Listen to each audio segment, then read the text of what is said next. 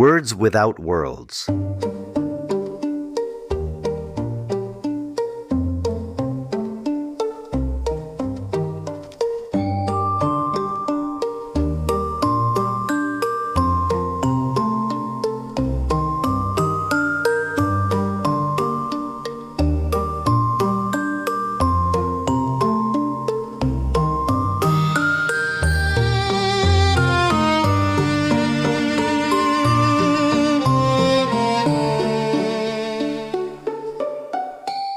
It usually begins late at night.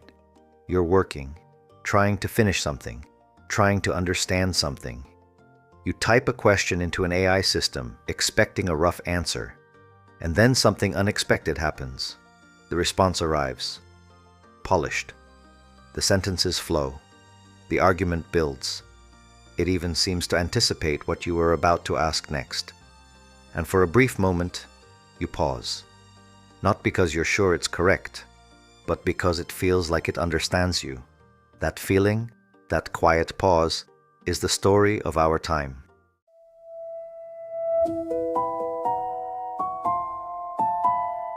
We are living in a moment where language itself has become convincing. Ask a question and an answer appears, clear, structured, confident. For many people, that is enough. The machine speaks well, therefore it must understand. But that leap is the illusion, because what these systems do extraordinarily well is not thinking. It is producing language that resembles thought. At the core, the mechanism is surprisingly simple. The system predicts what word is most likely to come next. It has been trained on vast amounts of human text, books, articles, conversations, explanations. From that, it learns patterns, how arguments are formed, how tone shifts, how ideas are connected, and with enough scale, those patterns become powerful. Powerful enough to produce responses that feel insightful. But fluency is not the same as intelligence.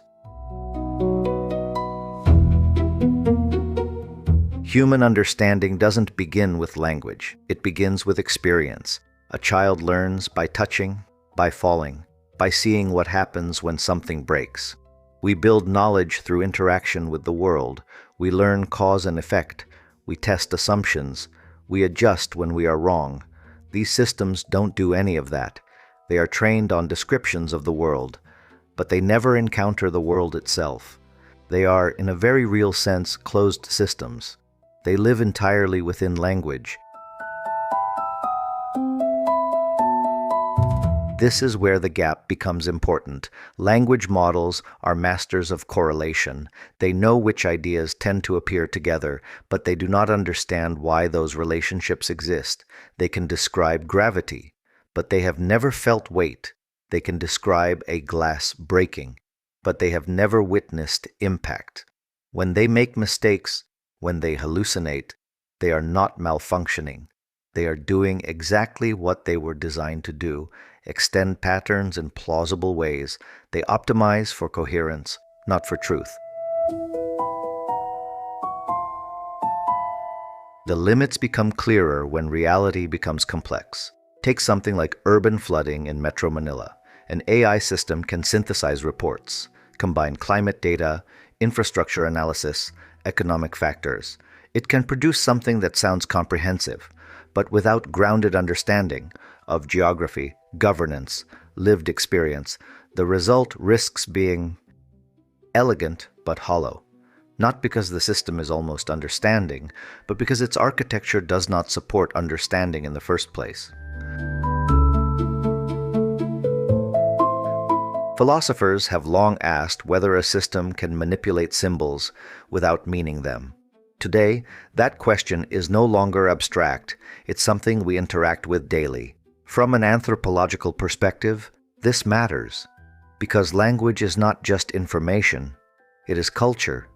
It carries our metaphors, our biases, our ways of making sense of the world.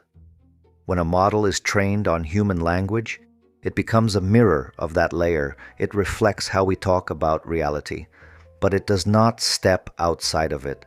It cannot verify, it cannot experience, it cannot ground. It reproduces discourse It does not inhabit the world that discourse describes.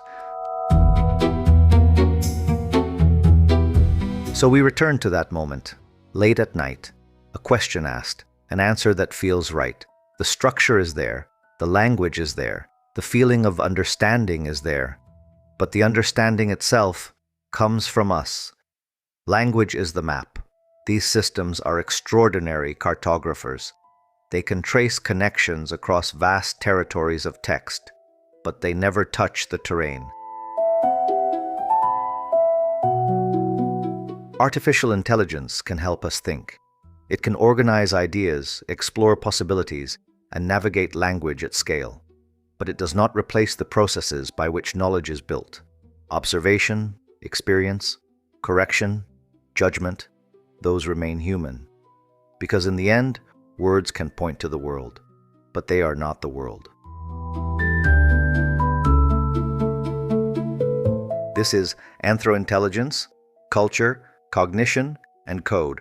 I'm Richard Jonathan O. Taduran. Stay curious and stay human.